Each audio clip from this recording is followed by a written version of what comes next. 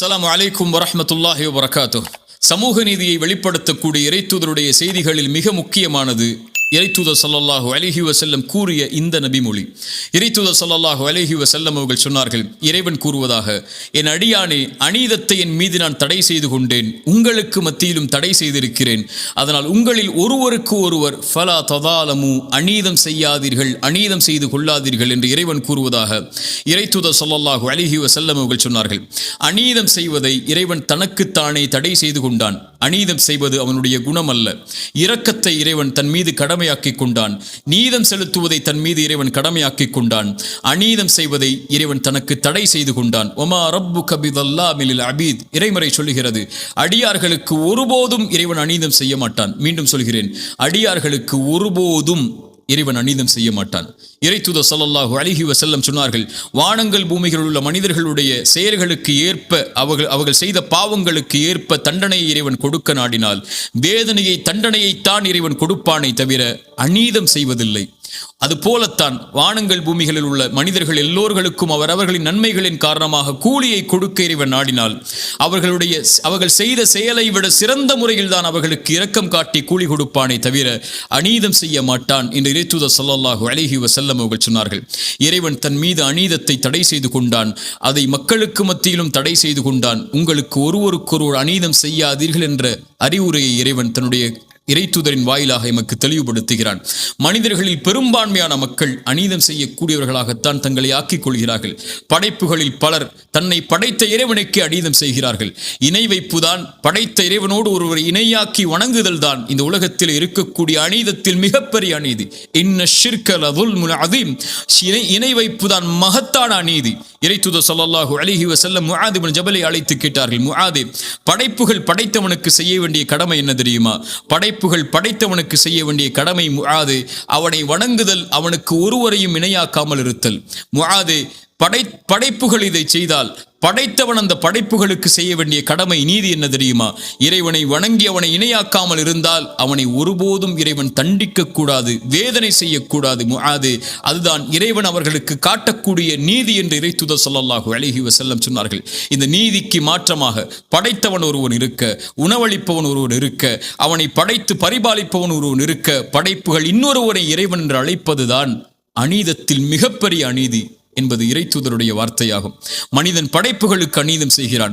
படைப்புகளில் பெற்றோர்களுக்கு மனிதன் அநீதம் செய்யக்கூடியவனாக இருக்கிறான். அவர்களுக்கு நடக்க வேண்டிய முறைக்கு மாற்றமாக நடந்து மனைவி கணவனுக்கு, கணவன் மனைவிக்கு, பிள்ளைகள் பெற்றோர்களுக்கு, உறவுகளுக்கு, நண்பனுக்கு, அண்டை வீட்டாருக்கு, தன்னுடைய நெருக்கமானவர்களுக்கு, விலகி இருப்பவர்களுக்கு, பிரமதத்தார்களுக்கு, சகோதரர்களுக்கு என எல்லா தரப்பிலும் அநீதம் தான் இந்த உலகத்தில் மிகைத்திருப்பதை பார்க்க முடிகிறது.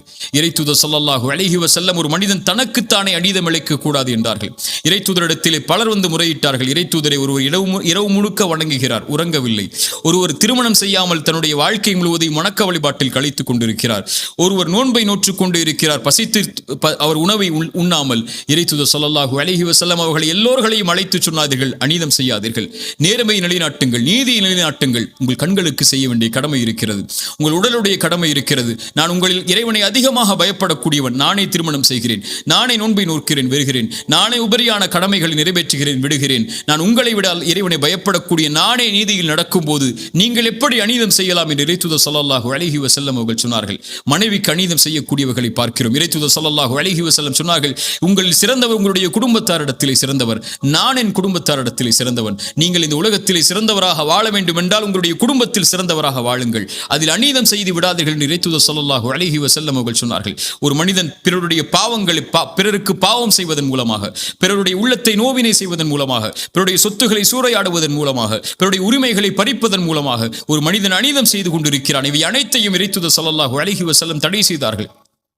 இறைத்தூதர் ஸல்லல்லாஹு அலைஹி வஸல்லம் அவர்கள் சொன்னார்கள், முஆத் இப்னு ஜபலை யமன் தேசத்திற்கு அனுப்பும் போது மிக முக்கியமான செய்தி, இத்தகி தஅவத்தல் மதுலூம், முஆதே, அநீதம் செய்யப்பட்டவனுடைய பிரார்த்தனையை பயந்து கொள். ஒருவன் அநீதம் செய்யப்பட்டிருக்கிறான் என்றால் அவன் இறைவனை அழைத்தால் இறைவா என்ற ஒரு வார்த்தை போதும். அவனுக்கும் இறைவனுக்கும் இடையில் எந்த ஒரு திரையும் கிடையாது. அவன் கேட்டால் இறைவன் கொடுப்பான்.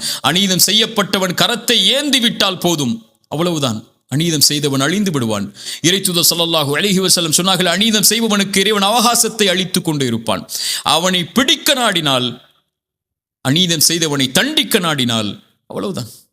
தண்டனை கொடுக்கும் வரைதான் அவனுக்கு இரக்கம். தண்டனையை கொடுக்க நாடிவிட்டால் உலகத்திலேயே அவ்வளவுதான், அழிந்து விடுவான். இறைவனை விட்டு அவனை தப்பிக்க முடியாது என்று இறைத்தூதர் ஸல்லல்லாஹு அலைஹி வஸல்லம் சொன்னார்கள். இறைத்தூதர் ஸல்லல்லாஹு அலைஹி வஸல்லம் அபிசீனிய நாட்டில் நடந்த ஏதாவது ஆச்சரியப்படுத்தக்கூடிய செய்தி இருந்தால் சொல்லுங்கள் என்று நபித்தோழர்களிடத்தில் கேட்டபோது ஒரு நபித்தோழர் சொன்னார், இறைத்தூதரே, ஒரு வயதான ஒரு பெண்மணி தன்னுடைய தோளில் தண்ணீர் பாத்திரங்களை சுமந்து கொண்டு நடந்து சென்று கொண்டிருந்தாள். அப்போது அங்கிருந்த வாலிபர்கள் அந்த தண்ணீர் பாத்திரத்தை அந்த பெண்ணை இழிவுபடுத்துவதற்காக தட்டிவிட்டு அந்த பெண்ணையும் கீழே தள்ளிவிட்டார்கள். கால் வழிக்கு அந்த பெண் கீழே விழுந்தவள் எழுந்து ஒரு வார்த்தை சொன்னால், இறைத்தூதரே, அது எங்களை ஆச்சரியப்படுத்தியது. என்னை அநீதம் செய்தவனே, நாளை மறுமை என்ற ஒரு நாள் வரும். இறைவன் சிம்மாசனத்தை அமைப்பான். முதலாவவர் முதல் இறுதியான மனிதர் வரை எல்லோரைகளையும் ஒன்று கூட்டுவான். நாவுகள் சீலிடப்பட்டு கரங்கள் தோள்கள் பேசும். அந்த நேரத்தில் இறைவனுக்கு முன்னால் என்னுடைய சிம்மாசனம் இருக்கும்போது உனக்கும் எனக்கும் நடந்த இந்த அநீதி அங்கே பேசப்படும். அப்போது பார்த்துக் கொள்கிறேன் உன்னை என்று சொன்னாள். அந்த செய்தி என்னை ஆச்சரியப்படுத்தியது. இறைத்தூதர் சொன்னார்கள், அந்த பெண் உண்மையைத்தான் சொன்னாள். பலமில்லாத அந்த பெண் பலமுள்ள மக்கள் இருக்கும்போது இரக்கம் காட்டப்படாமல் இருக்கும்போது இறைவன் எப்படி அந்த சமூகத்திற்கு இரக்கம் காட்டுவான் என்று இறைத்தூதர் ஸல்லல்லாஹு அலைஹி வஸல்லம் நீதியின் குரலை சொன்னார்கள். இறைத்தூதர் ஸல்லல்லாஹு அலைஹி வஸல்லமுடைய வார்த்தைக்கு பல அறிஞர்கள் விளக்கம் சொன்னார்கள். இந்த பூமி முழுக்க நீதியால் நடக்கப்பட்டால், அது இறை மறுப்பாளர்கள் ஆட்சி செய்யப்பட்டால் கூட அந்த பூமி நடக்கும், அந்த பூமி இயங்கும். ஆனால் பூமி முழுக்க அநீதம் மேலோங்கிவிட்டால் அதை ஆட்சி செய்பவர்கள் இறைவனை நம்பிக்கை கொண்ட முஸ்லிம்களாக இருந்தாலும் இறைவன் ஒருபோதும் அந்த சமூகத்தை வழிநடத்த விடமாட்டான் என்று இறைத்தூதர் ஸல்லல்லாஹு அலைஹி வஸல்லமுடைய வார்த்தைக்கு விளக்கமாக பல அறிஞர்கள் சொன்னார்கள். இறைத்தூதர் ஸல்லல்லாஹு அலைஹி வஸல்லம் சொன்னார்கள், அநீதத்தை பயந்து கொள்ளுங்கள், அதுதான் மறுமையில் இருக்கக்கூடிய இருள்களில் மிக மிக அதிகமான இருளாகும் என்று இறைத்தூதர் ஸல்லல்லாஹு அலைஹி வஸல்லம் அவர்கள் சொன்னார்கள். இறைத்தூதர் ஸல்லல்லாஹு அலைஹி வஸல்லம் சொன்னார்கள், இந்த பூமியில் இருக்கக்கூடிய சில பாவங்களுக்கு தண்டனையை இறைவன் விரைவாக முற்படுத்துவான். அதை விரைவாக கொடுக்க வேண்டும் என்று இறைவன் நாடுவான். அதில் ஒன்று பெற்றோர்களுக்கு மாறுபட்டு நடத்தல், இன்னொன்று அநீதம் செய்தல். அநீதம் செய்பவனுக்கு நீதியை நிலைநாட்ட இறைவன் நாடுவதை தான் விரும்பி நாடுகிறான், விரைவாக அவனுக்கு செய்வதை என்று இறைத்தூதர் ஸல்லல்லாஹு அலைஹி வஸல்லம் அவர்கள் சொன்னார்கள். இறைத்தூதர் ஸல்லல்லாஹு அலைஹி வஸல்லம் சொன்னார்கள், நாளை மறுமையில் பரம ஏழை என்பவன் யார் தெரியுமா? நன்மைகளை சுமந்து வருவான், மூட்டைகளாக மலைகளாக நன்மைகளை சுமந்து வருவான். சுமந்து வரக்கூடியவனுக்கு பின்னால் வரிசையாக மக்கள் நிற்பார்கள். அது அவருடைய குறையை பற்றி பேசியிருப்பான், ஒரு உரிமையை பறித்திருப்பான், செல்வத்தை சூறையாடி இருப்பான், மனதை காயப்படுத்தி இருப்பான், இப்படி மனிதர்களுக்கு அநீதம் செய்து இருப்பான். அந்த நீதியை நிலைநாட்டுவதற்காக அநீதம் செய்தவனுடைய நன்மைகளை எடுத்து செய்யப்பட்டவர்களுக்கு இறைவன் வழங்குவான். எல்லா நன்மைகளும் வழங்கப்பட்டு எந்த நன்மையும் அவர்களுக்கு கொடுப்பதற்கு இவன் செய்த அந்த செயலுக்கு பகரமாக கொடுப்பதற்கு இல்லாத பட்சத்தில் அவர்களுடைய பாவங்கள் அவர்களுடைய குற்றங்கள் அனைத்தையும் இவன் மேல் சுமத்தி இவனை நரகத்திலே தூக்கி வீசுவான். நன்மைகளை சுமந்து வந்த இவன் அநீதத்தின் காரணமாக இறைவன் நீதி செலுத்துவதால் நரகத்தில் தூக்கி வீசப்படக்கூடிய இவன்தான் பரம ஏழை என்று இறைத்தூதர் ஸல்லல்லாஹு அலைஹி வஸல்லம் அவர்கள் சொன்னார்கள். ஒருவன் அழைத்தால் அந்த அழைப்பிற்கு இறைவன் பதில் கொடுப்பான் என்றால் அது அநீதம் செய்யப்பட்டவன் அழைத்தால் அந்த அழைப்பிற்கு தான் என்று இறைத்தூதர் ஸல்லல்லாஹு அலைஹி வஸல்லம் அவர்கள் சொன்னார்கள். அல்லாஹ்வுடைய தூதர் ஸல்லல்லாஹு அலைஹி வஸல்லம் தங்களுடைய பிரார்த்தனையில் ஒன்றை இணைப்பார்கள், யா அல்லாஹ், அநீதம் நான் செய்வதிலிருந்தும் எனக்கு அநீதம் செய்யப்படுவதிலிருந்தும் என்னை பாதுகாத்து விடு என்று இறைத்தூதர் ஸல்லல்லாஹு அலைஹி வஸல்லம் சொல்லுவார்கள். நீதிக்கு மாற்றமாக நடத்தல் தான் அநீதம். எந்த ஒரு உரிமை ஒருவருக்கு கொடுக்கப்பட வேண்டுமோ அந்த உரிமைக்கு மாற்றமான ஒரு செயலை செய்தல் தான் அநீதம். இந்த அநீதத்தை இறைவன் தடை செய்து விட்டான். இறைத்தூதர் ஸல்லல்லாஹு அலைஹி வஸல்லம் அதனால் தான் சொன்னார்கள், இறைவன் கூறுவதாக, என் அடியார்களே, அன்போடு அழைத்து சொல்கிறான், என் அடியார்களே கேட்டுக்கொள்ளுங்கள், அநீதத்தை நான் என் மீது தடை செய்து கொண்டேன், உங்களுக்கு மத்தியிலும் தடை செய்திருக்கிறேன். ஃபலா ததாலமு, உங்களில் ஒருவருக்கு ஒருவர் ஒருபோதும் அநீதம் செய்யாதீர்கள். இறைவன் உங்களுக்கு அநீதம் செய்வதில்லை. ஆனால் நீங்கள் படைப்புகள் உங்களுக்கு எந்த உரிமையும் அநீதம் செய்வதற்கு இல்லாத பட்சத்தில் உங்கள் பெற்றோர்களுக்கு, உங்கள் உறவுகளுக்கு, உங்களுடைய கணவனுக்கு, உங்களுடைய மனைவிக்கு, பிள்ளைகளுக்கு, நண்பர்களுக்கு, உறவுகளுக்கு, அண்டை வீட்டாருக்கு, தெரிந்தவருக்கு, தெரியாதவருக்கு, உங்கள் மதத்தை சார்ந்து வாழ்பவருக்கு, உங்களை மதத்தை சார்ந்து வாழாத எவருக்கும் ஒரு கடுகளவு கூட அநீதம் செய்து விடாதீர்கள். இறைவன் எந்த செயலையும் பொறுத்து கொள்வான். ஒரு மனிதனுடைய செயலில், அவனுடைய நன்மைகளில், அவன் செய்யக்கூடிய பாவங்களில் அநீதம் கலந்து விட்டால் எல்லாம் அழிக்கப்பட்டுவிடும்.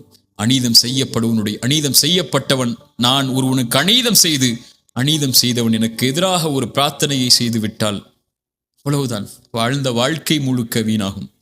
இறைத்தூதர் ஸல்லல்லாஹு அலைஹி வஸல்லம் கூறிய இந்த செய்தியை பாடமாக படிப்பனையாக பெற்றுக்கொள்வோம். அடுத்த சமூக நீதியுடைய செய்தியோடு அடுத்த அமர்வில் சந்திப்போம். ஜஸாக்குமுல்லாஹு கைரன். அகூலு கௌலி ஹாதா அஸ்தக்ஃபிருல்லாஹ் லீ வலக்கும். அஸ்ஸலாமு அலைக்கும் வரஹ்மத்துல்லாஹி வபரகாத்துஹு.